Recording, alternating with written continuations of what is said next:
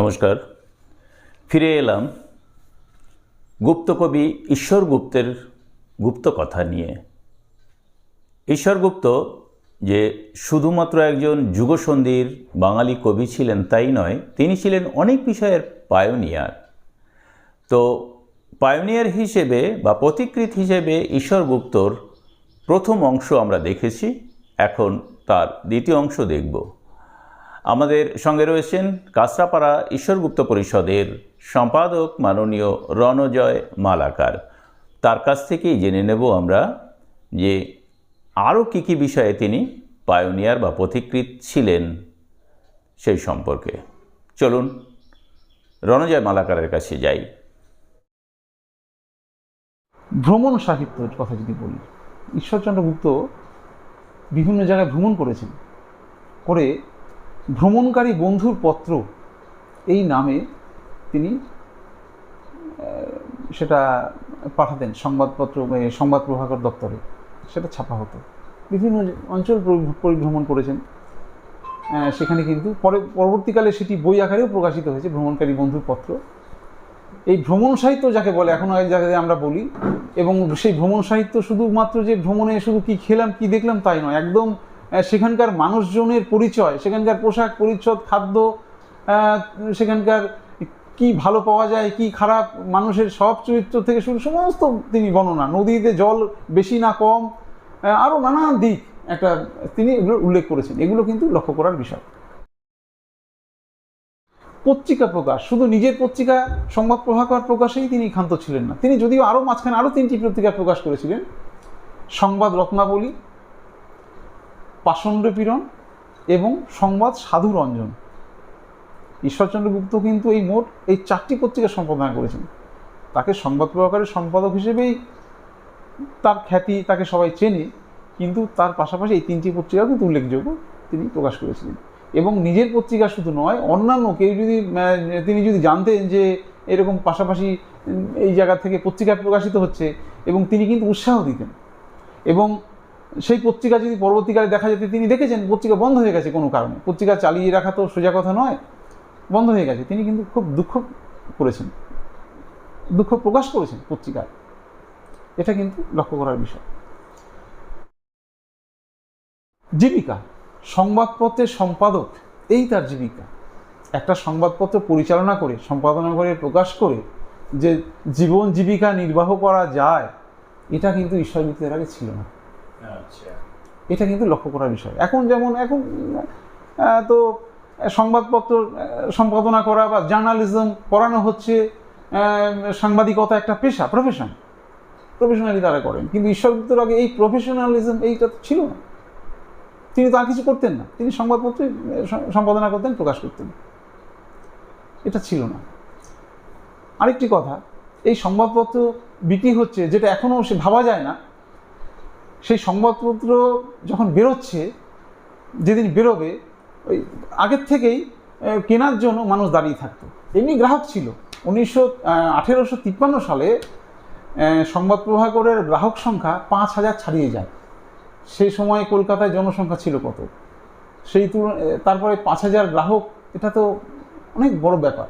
আর শুধু কলকাতা নয়, অবশ্য সারা বাংলাতেই, এ বাংলা ও বাংলা নানা জায়গায় এই পত্রিকা কিন্তু যেত। এবং ঈশ্বর গুপ্তের কবিতা যারা সংবাদপত্র বিক্রি করতেন, রাস্তার মোড়ে মোড়ে দাঁড়িয়ে সেই ঈশ্বর গুপ্তের কবিতা পাঠ করতেন, যেহেতু সেখানে কবিতা ছাপা হতো, ঈশ্বর গুপ্তের কবিতা, যারা বিক্রেতা তারা কবিতা পাঠ করতেন। এবং এই কবিতা পাঠ করার, এই কবিতা শুনে একটা ভিড় হয়ে যেত, এবং মানুষ অপেক্ষাতেও থাকতো, অনেক মানুষ অপেক্ষাতেও থাকতো যে আজকে তিনি কি লিখবেন, কি শুনবো। সেই ভিড়ে বলতে বলতে, দেখতে দেখতে পত্রিকা বিক্রি হয়ে যেত। এটা কিন্তু এখন ভাবাই যায় না। পুরস্কার, সাহিত্যে এখন কিন্তু প্রচুর পুরস্কার, প্রচুর সংবর্ধনার ঢল, সরকারি বেসরকারি বিভিন্ন ক্ষেত্রে যে পুরস্কার ঈশ্বর গুপ্ত কিন্তু প্রচলন করেছিলেন। তার আগে যে পুরস্কারগুলো ছিল সেটা কীরকম, কোনো রাজবাড়িতে, কোনো জমিদার বাড়িতে কোনো রাজা, কোনো সভাকবিকে কিছু উপঢৌকন দিলেন, কিছু পুরস্কার দিলেন, সেরকম ছিল। কিন্তু কবিতা বা কোনো গদ্য রচনা, সেটা রীতিমতো প্রতিযোগিতা তৈরি করা যে কার লেখা ভালো হবে তাকে পুরস্কার দেওয়া হবে। 1853 সালে বঙ্কিমচন্দ্র চট্টোপাধ্যায় এই সংবাদ প্রভাকরে কবিতা লিখে 10 টাকা পুরস্কার পেয়েছিলেন।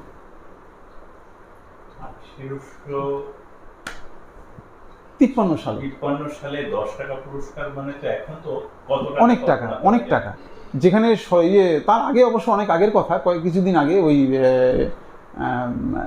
হরিনারায়ণ গুপ্ত, ঈশ্বরচন্দ্রের বাবা, ঈশ্বরচন্দ্র যখন ছোট তখন তার বাবা এই শিয়ালডাঙ্গা যে নীলকুঠি এখানে আমাদের কাছাকাছি এখানে কর্মচারী ছিলেন, নীলকুঠির কর্মচারী ছিলেন, তার বেতন ছিল মাসিক 8 টাকা। ঠিক আছে, এটা বললাম হচ্ছে ওই 10 টাকা বোঝাতে। হ্যাঁ, সেটা তার অনেক দিন পরেই, অবশ্য অনেক বছর পরেই, যখন 53 সাল, তখন প্রথম কবিতা লিখে যিনি প্রথম হলেন তিনি হলেন দ্বারকানাথ অধিকারী। কৃষ্ণনগর কলেজ থেকে তিনি কবিতা পাঠিয়েছিলেন, তিনি পেলেন 15 টাকা পুরস্কার। দ্বিতীয় হলেন বঙ্কিমচন্দ্র চট্টোপাধ্যায়, আর তৃতীয় হলেন দীনবন্ধু মিত্র, তারা পেলেন 10 টাকা করে। তখন বঙ্কিমচন্দ্র হুগলি কলেজে পড়ছেন আর দীনবন্ধু মিত্র কলকাতা হিন্দু কলেজ, সম্ভবত হিন্দু কলেজে পড়ছেন। এই যে পুরস্কার চালু করলেন বা পুরস্কার পেলেন, তার আগে এইরকমভাবে কোনো কবিতার প্রতিযোগিতা আহ্বান করা এবং তাদেরকে নতুন কবি লেখকদের পুরস্কৃত করা, এটা কিন্তু তার আগে ছিল না। পয়লা বৈশাখ এখন কেন, বহুদিন থেকেই চলছে। কলেজ স্ট্রিটে লেখক পাঠক যে সমাবেশ, লেখক পাঠক প্রকাশক সম্পাদক যে মিলন মেলা অনুষ্ঠিত হয়, অনেক বছর ধরেই হয়। ঈশ্বরগুপ্তের আগে এটা ছিল না, তিনি শুরু করেছেন। এখানে তিনিও পথিকৃৎ এই ক্ষেত্রে আমরা বলবো। পয়লা বৈশাখে প্রায় সকলকেই, যারা লেখার মানে এই পত্রিকায় যারা লিখতেন সংবাদ প্রভাকরে, বিশিষ্ট লেখক কবি, তাদেরকে আমন্ত্রণ করতেন, যারা পৃষ্ঠপোষক, সকলে মিলেমিশে একটা কিন্তু সম্মেলন হতো পয়লা বৈশাখে। এবং সেখানে রবীন্দ্রনাথ ঠাকুরের বাবা সেই সভায় সভাপতিত্ব করছেন। এগুলো কিন্তু সব রেকর্ড রয়েছে, লিখিত রয়েছে, এগুলো আমার কিন্তু মুখের কথা নয়। সংবাদ প্রভাকরের পৃষ্ঠা যে দুর্লভ তা নয়, খুঁজলে পাওয়া যায়, সেগুলো খুঁজতে হবে, আছে, আজও আছে। তার আগে সংবাদ প্রভাবের আগের কিন্তু কোনো পত্রপত্রিকায় কোনো নজির নেই। এই দিগদর্শন বলি আর যাই বলি, তারগুলো সেই পত্রপত্রিকার কিন্তু কোনো নজির আমাদের কাছে নেই উপস্থিত, কিন্তু সংবাদ প্রভাকর তখন তো কাঠের লেটার প্রেস, যেটাকে বলি কাঠের প্রেস, সেটা ছিল। এবং সংবাদপত্র হিসেবে সংবাদ প্রভাকরের প্রথম সংখ্যাটা কেমন ছিল সেটা দেখতে পারি। হ্যাঁ, দেখা যেতে পারে, সেটা দেখে যেতে পারে, সেটা রয়েছে। এই যে আমরা এখন দেখছি যে সংবাদপত্র হিসেবে সংবাদ প্রভাকর যে কেমন ছিল সেটি আমরা কিন্তু এখন দেখতে পাচ্ছি। আচ্ছা, তারপরে আরেক দিক দিয়ে অগ্রদূত বা পথিকৃৎ যাই বলি না কেন, স্কুল পাঠ্য বইতে কবিতা পড়াশোনা করা হচ্ছে, স্কুলের ছেলেমেয়েরা পড়বে, তার জন্য সে সময় বেতন সাহেব ঈশ্বরগুপ্তকে অনুরোধ করলেন কবিতা লেখার জন্য। ঈশ্বরগুপ্ত লিখলেন। এটা ঈশ্বরগুপ্তের আগে এই নজির কিন্তু নেই। অনেকে প্রকাশ করেছেন, বিভিন্নভাবে অন্তর্ভুক্ত হয়েছে, অনেক জীবৎকালে, বহু মানুষেরই হয়েছে। জীবৎকালে রবীন্দ্রনাথেরও কবিতাও পাঠ্য হয়েছে, আর অনেকেরই হয়েছে, এখনও আমরা দেখি অনেকের কবিতা। কিন্তু ঈশ্বরগুপ্তই বোধহয় প্রথম, যতদূর আমার মনে হয়। ঈশ্বরগুপ্তের আগে কারোর নিজের কবিতা পাঠ্য এই নজির নেই। হ্যাঁ, আমরা জানি যে এই প্রসঙ্গে কবি জসিমউদ্দিন তার নিজের কবিতা নিজেই পরীক্ষা দিয়েছিলেন, এটা কিন্তু আমরা জানি। সেটা পরে, যেহেতু অনেক পরে, কিন্তু পথিকৃৎ দেখলে সেই ঈশ্বরচন্দ্র গুপ্ত। এবং অনুরোধ করছেন, জসিমউদ্দিন জানি অনুরোধ করেছে কিনা, জসিমউদ্দিনের কবিতা এমনি তাকে হয়েছে, তা লিখেছেন, ভালো লেগেছে, সেটা পাঠ্য হয়েছে। কিন্তু ঈশ্বরগুপ্তকে কিন্তু অনুরোধ করা হয়েছে লেখার জন্য। এটা কিন্তু দুটো দিক, একেবারে অনুরোধের লেখা, সেটা কিন্তু ঈশ্বরগুপ্ত প্রথমই লিখেছেন, এবং এক্ষেত্রে তিনি পথিকৃৎ। তারপরে আমরা এখন যে বিভিন্ন সংবাদপত্র প্রকাশিত হয়, এখনও যেগুলো বেরোয় বা আগেও দেখেছি, এই রকম ঘটনা আগে কখনো ঘটেনি। ঈশ্বরগুপ্ত বোধহয় প্রথম। উনি কিন্তু শুধু সংবাদপত্র, দৈনিক সংবাদপত্র প্রকাশ করেই ক্ষান্ত ছিলেন না। ওই 1853 সাল থেকেই যেটা করতেন, এই পত্রিকার গদ্য এবং পদ্য সেখান থেকে বাছাই করে একটা বাছাই সংস্করণ, মাসিক সংস্করণ প্রকাশ করতেন। এটা কিন্তু ভাবা যায় না। তখন লিটল ম্যাগাজিন সেই ধারণাটা আসেনি, সেভাবে হয়নি।